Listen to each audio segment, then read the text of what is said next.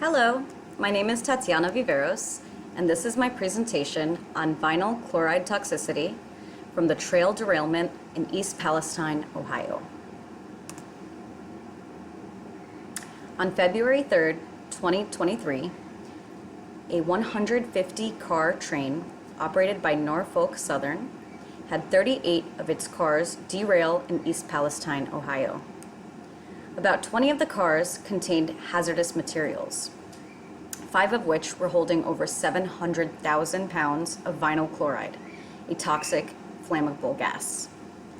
Burning vinyl chloride releases hydrogen chloride, which can damage skin, eyes, throat, and nose, and cause vomiting. I first heard of this catastrophe via a fellow fox rescuer on social media. I was saddened to hear that this unthinkable disaster had happened and couldn't believe it was initially being covered up. Norfolk Southern had journalists arrested and threatened anyone attempting to take photos or report on the situation. Congressman Jamal Bowman quotes, "Nearly 1 million pounds of vinyl chloride were on this train. Now the EPA has confirmed it's entered the Ohio River Basin, which is home to 25 million people. This is one of the deadliest environmental emergencies in decades, and no one is talking about it." Gen Z for Change responds, "Vinyl chloride is not only flammable, but it's also a brain, lung, blood, and liver carcinogen. Authorities decided to burn hundreds of thousands of gallons of this chemical after a train derailment in East Palestine, Ohio, but it's gotten almost no national news coverage." Vinyl chloride is mostly used to make PVC pipe. It's a common contaminant found near landfills. Originally, it was used in aerosol propellants and refrigerants until it was ruled a Group 1 carcinogen in the 1970s and occupational exposure standards were set. As early as 1930, in the first study about the dangers of vinyl chloride, it became evident that just a single short-term high dose of vinyl chloride caused liver damage. Over the years, there has been study after study linking exposure of vinyl chloride to cancer, liver damage, and other horrible illnesses. The exposure to vinyl chloride has cost the lives of over 43,000 animals.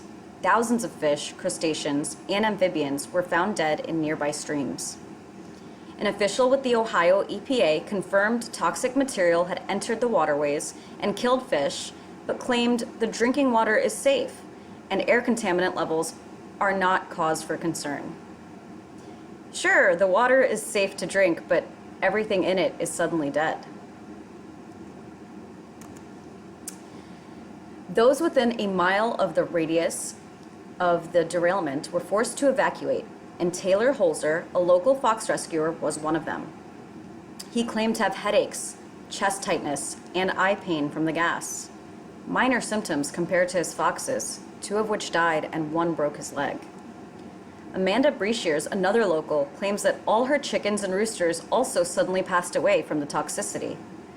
If it can do this to chickens in one night, imagine what it's going to do to us in 20 years.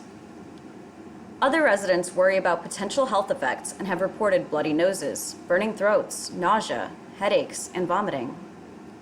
Resident Jim Stewart has lived in East Palestine for over 6 decades and claims that this wreck ruined his plans of retiring and selling his house. He is worried about his home's value and the safety of taking his dog outside. "Did you shorten my life now? I want to retire and enjoy it. How are we going to enjoy it? You burned me." There is correlation of vinyl chloride toxicity between humans and animals with regard to respiratory, cardiovascular, hematological, hepatic, dermal, immunological, neurological, reproductive systems, and cancer effects. Vinyl chloride is absorbed through the lungs when inhaled or the gastrointestinal tract after oral exposure. Following inhalation, vinyl chloride is distributed in several tissues, such as brain, liver, spleen, and kidneys, with the highest levels found in liver and kidneys. It has also been detected in fetal blood and amniotic fluid of rats, which indicates its capability to cross the placental barrier. It is metabolized in the liver in a multi-step process. In the liver, vinyl chloride is metabolized by the enzyme cytochrome P450, producing a highly reactive intermediate called chloroethylene oxide. This molecule contains an epoxide group that can readily bind to the base in DNA, resulting in the formation of DNA adducts. These adducts can cause DNA mutations, which may ultimately lead to the development of cancer. PVC is widely considered to be the most toxic plastic from production to use to disposal.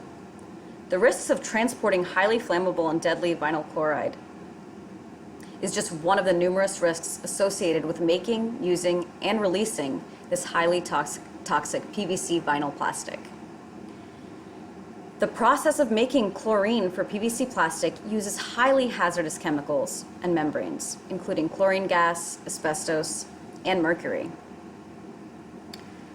Most PVC is not recycled, ending up in landfills and incinerators. The combustion of PVC make dioxins. Small fragments of PVC called microplastics can end up in the ocean where they can release the phthalates and other toxic additives, posing risks to fish and wildlife. Amid the growing fear and frustration among residents about safety and transparency, the EPA took control of the cleanup phase. They claim Norfolk Southern will be required to reimburse the federal government to provide cleaning services for impacted residents and businesses. If Norfolk Southern fails to comply with the order to identify and clean up all the contaminated water and soil, the EPA will take over the work and seek triple damages from the multi-billion-dollar company. Let me be crystal clear. Norfolk Southern will pay for cleaning up the mess they created and for the trauma they've inflicted on this community. In no way, shape, or form will they get off the hook, said EPA Administrator Michael Regan. This order represents one of the EPA's strongest authorities to hold a company accountable for jeopardizing a community health and safety.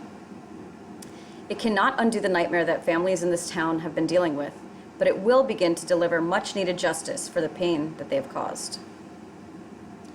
They chose not to participate in the unified command. They gave us inaccurate information and conflicting modeling data. They created confusion in this process, said Josh Shapiro, the Democratic governor of Pennsylvania.